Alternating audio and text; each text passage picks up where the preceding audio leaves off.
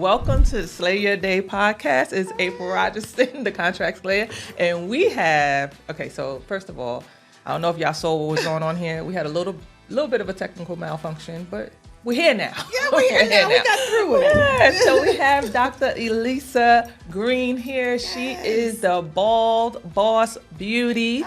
And we are going to start there. Yes. We got a lot going on. But this is going on. A new passion project for you. It is. So let's start with the beginning of this journey. Wow. Let me tell you, the beginning of this journey, Bald Boss Beauty, started in 2022. And so I was diagnosed with alopecia in 2022. And, before then I had signs and everything, but, I didn't want to give up that confidence, which was my wig. So I wore a lot of wigs, a lot of units, which is fine, but I still felt so confined. Right. And in some levels of security too. Because I'm a hair person, but I have been shaved completely. You are gorgeous. Like, you can't tell I like hair. But I have been shaved completely bald. So I've never, and it's funny, right? Because in talking about what you're saying, so much of our identity as women, but especially as Black women, is tied to our hair. It really is. And I have had long hair most of my life when I was younger, and I would nip it, clip it, chop it. My mother was like, "What in the hell? Leave your hair alone," right? So you always have people in your circle who are just like, "Why would you cut your hair? Why would you do that?" That kind of thing. Yes. So it plays into your psyche about being bald or losing hair, or those types of essence of your beauty is tied to your hair and how you wear it and all of that stuff. So I definitely understand what you mean when you say that you were so tied to it, and I was so tied to it, and you're absolutely right. A lot of especially what society deems as being beauty is tied to our hair and femininity. Oh, that is the big one, femininity. When I cut my hair, when I went completely bald, the one thing I said to myself, I got to wear earrings all the time. Right.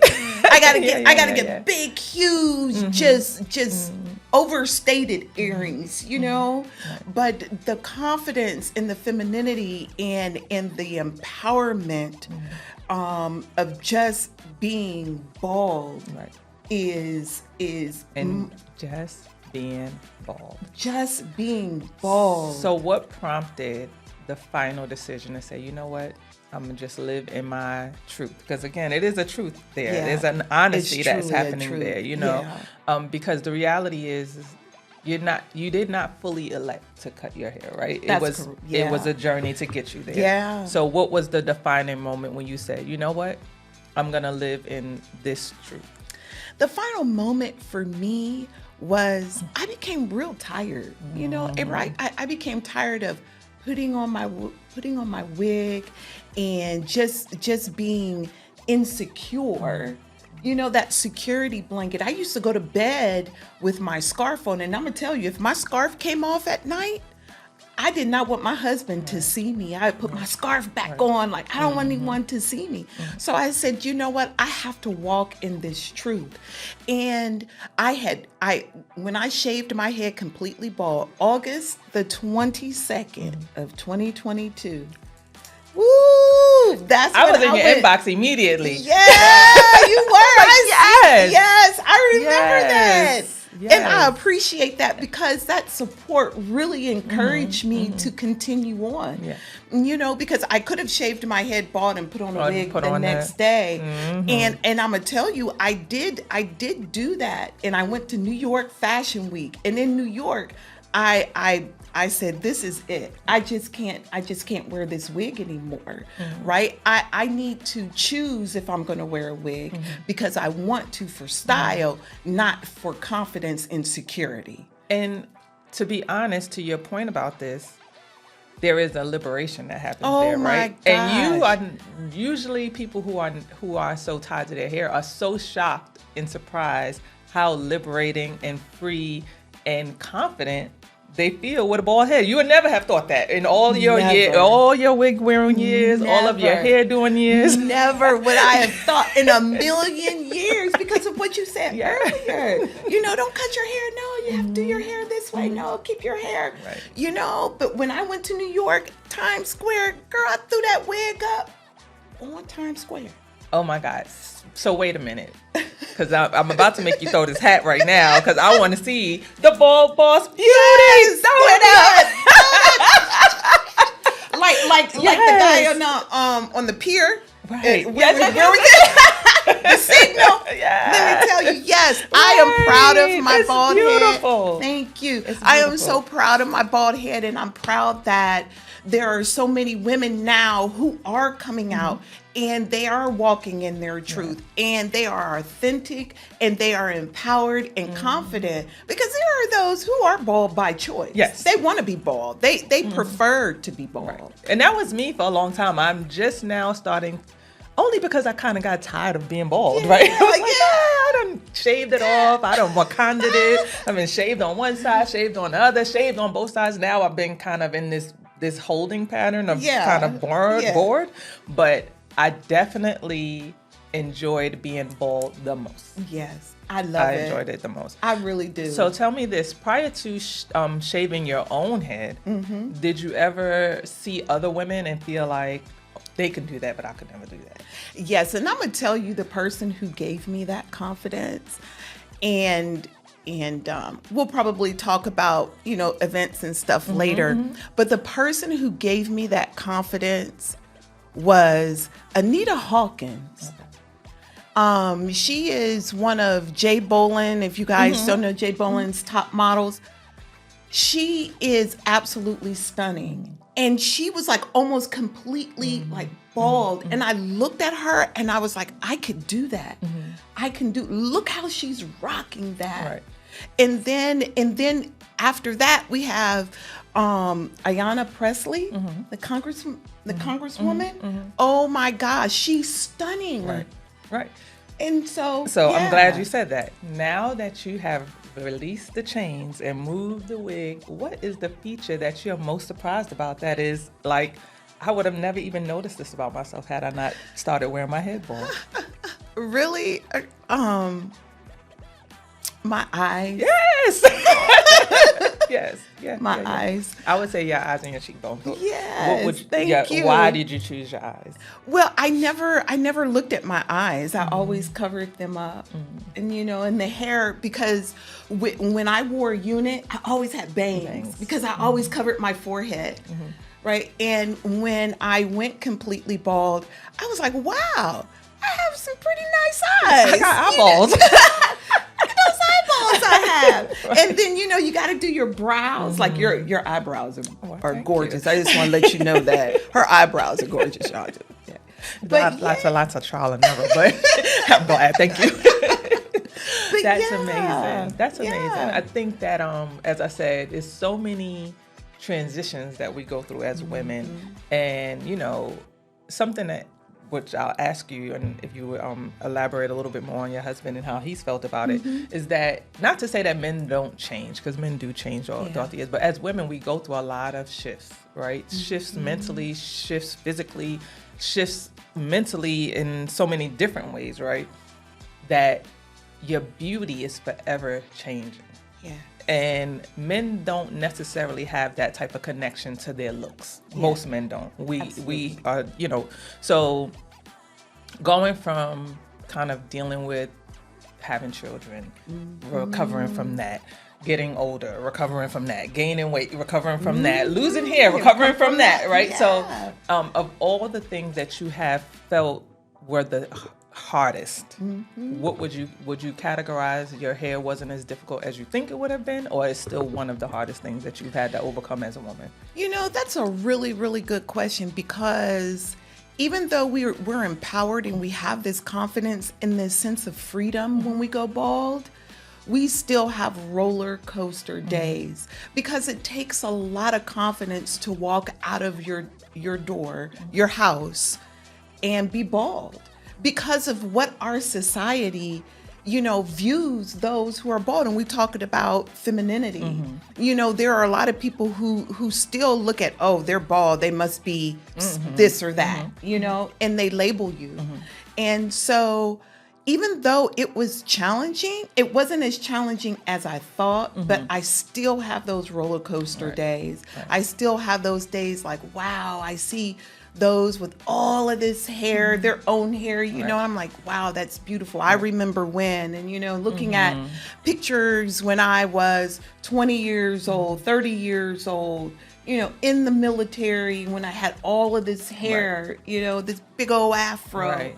And so, yeah. And you didn't imagine a world without hair. Could not even imagine a world without hair. And I think that point is interesting because for those of us who do have a lot of hair, now, there are people who obviously hair is relative because there are some people who are like, my hair's always been thin. I've always dealt with thinning hair, straggly hair, not having as much fullness as I want. But if you're someone who has had really thick, healthy hair all your life, that is definitely. Now, that's something I know men do deal with. Yes. Because, you have some men, you see them today, yes. you're like, man, Reggie used to have some beautiful waves. He used to have a head full of hair. So that, I know that's Absolutely. the thing. Absolutely. But as women, you have always kind of had to navigate the hair piece. Yes. So I think it's very interesting when you have a head full of hair.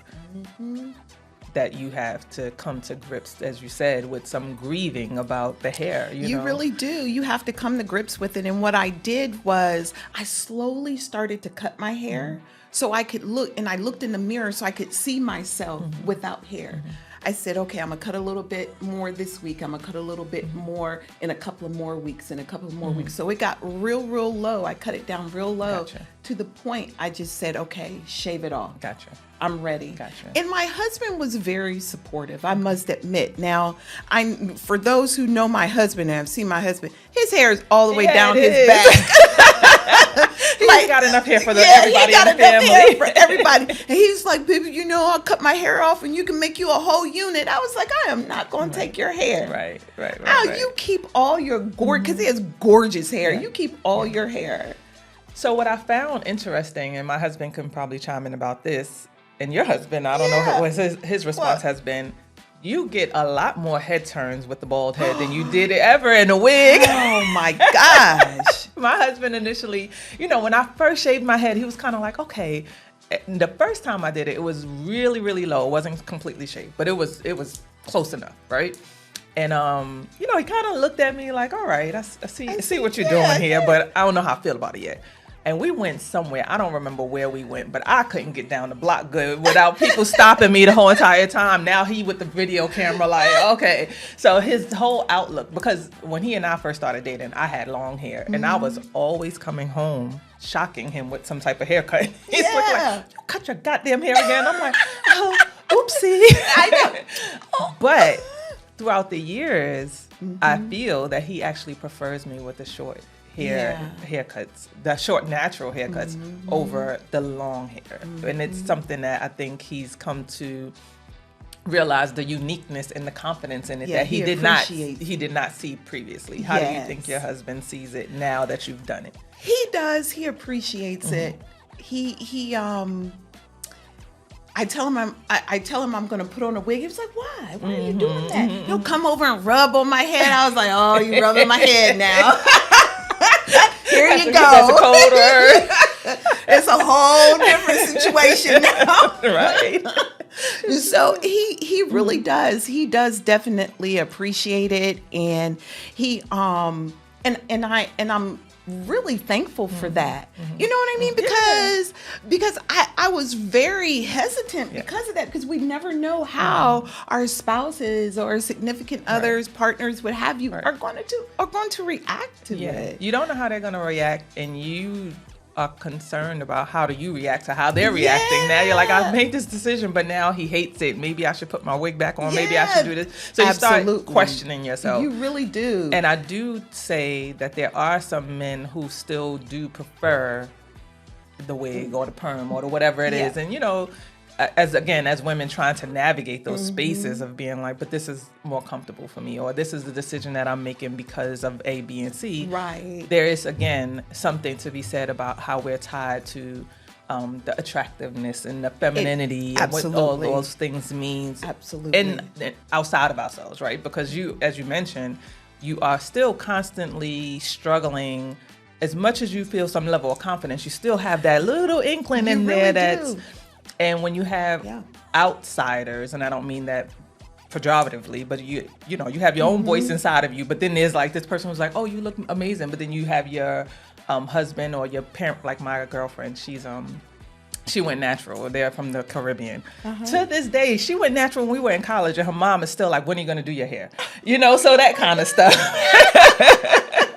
That you find that you're always trying to overcome. Yes. Do you feel like there's anything that you are still challenged with outside of yourself, outside of your own internal, quote unquote conflicts, that you still feel there's some challenges that you feel from the outside world as you've been involved? Oh yes, absolutely.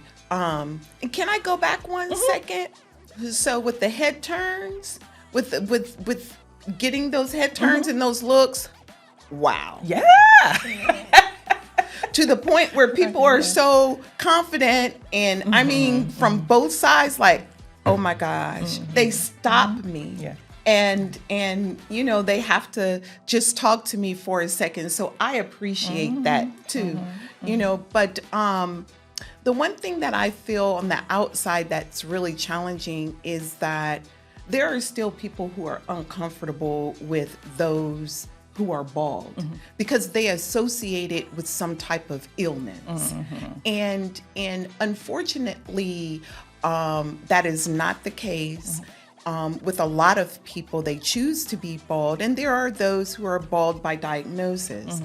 But they're scared to be close to you. Like they have a phobia. It's an actual phobia, fear of catching baldness. And so when I notice someone does have that fear, I tailor my actions. So I make sure I don't go over by him, or I don't stir him up. And you can tell they'll look at you, and they'll be a distance away, and they don't want to talk to you. They'll be very hesitant because they don't know how to approach you. Yeah. They don't know how to speak because they're so focused on your bald head. Like, oh, I'm gonna catch that. I can't go over there. Yeah. No. So do you think that's what it is? I wonder if it's, and I'm not discrediting what you think at all. I wonder if there's some level of discomfort with the idea of what to say or saying the wrong thing, right? So let's say, for example, you're like, I shaved my head just because I felt like there's no alopecia, there's no cancer, there's no this. But for them, they don't really know what caused it, right? And I'm saying cause in quotations, and don't want to offend or don't want to say the wrong thing. And then you're like, I'm bald because of my cancer diagnosis. And they're like, oh my God, I'm so sorry. Yeah. And so I could imagine people are likely very scared of offending. I agree. You know? But I do agree with you to the extent of just not being sure. You know, it's kind of, the whole idea of it is very uncomfortable for a lot of people for a lot of reasons. And to your point, most people only identify with some type of cancer treatments of some sort and that kind of thing. And then when you layer that on any ignorance about that, and you're kind of like, you can't catch cancer from me, right? Yeah, you can't catch if you just shake my hand, you know.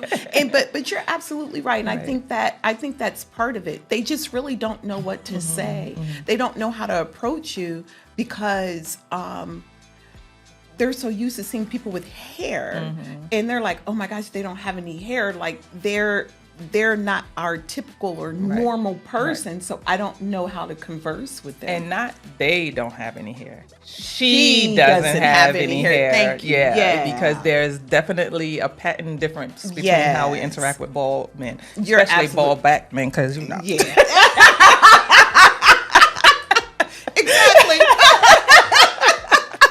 So with that being said, in terms of approach, you are approaching a big, beautiful, bald fashion show. Yes. Oh, I'm so excited.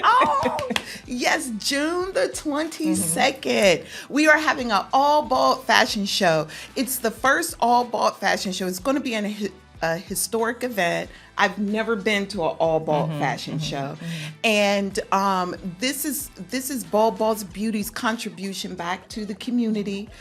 We've had an overwhelming response of those who want to model. Our keynote speaker is going to be no other than the amazing Anita Hawkins. I had to have her. Beautiful. She was my inspiration just to take that full leap and get out there. And I'm really excited about it. It's going to be at the Morrow Center. And of course, that's in Morrow, Georgia. And you can go on our, and I don't want to jump ahead, but you can go on our media pages, Bald Boss Beauty, and you can see all the information on Bald Boss Beauty on Facebook, Bald Boss Beauty IG for sure. I'm excited about it. I'm excited for you. I saw it. I was like, man. Well, first of all, I say all the time, I am shy in real life. So I don't know that I would have jumped up and volunteered when I was bald. But I just like to think that I would have. I'm like, wait a minute. Where was this when I was bald? You would have been amazing. And I'm going to tell you all, I know we're on camera, but if you ever meet this beauty in person, she has the most flawless, beautiful skin. Well, thank you. Oh my God. I thank you. I work hard on this skin. I understand. And I put my makeup on in the car. So I'm going to receive everything that you're saying with all its positivity. Beautiful skin. So in segueing from the fashion show, there is a tie-in to that because you have a style agency. Yeah, so this is not your first fashion rodeo at all. No, not at all. We've put on several fashion shows. This one just happens to be an all bald fashion show. So I Am Style Agency, which is also located in Stockbridge, Georgia. We have been around since 2020. I Am Style Agency actually stood up during the pandemic and has been flourishing since. With any modeling agency, you have your ups and downs, you know, because models can be quite the handful. You know, to all my models out there, you can be quite the handful. But they're artists. They're sensitive about their modeling. They're sensitive.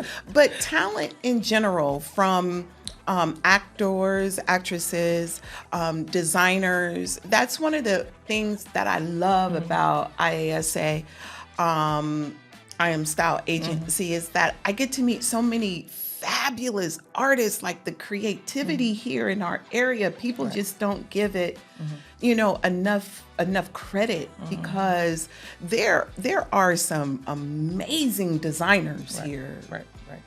So we talked about Bald Boss Beauty. Yes, ma'am. We talked about I Am Style Agency. Yes. But let's talk about your background and what influenced you to start both of those programs that incited you in the first place. Is your background. Something from your background gave you the push, the wind behind your back and your sail that says, you know what? I'm going to take these things that I know and learned over my years and my background and apply them to these two programs that I have in mind. What would that be? Well, you want to know what? If you look at my profession, you wouldn't think that I would be doing what I'm doing. Seriously, I'm total technical, logistics, you know. But my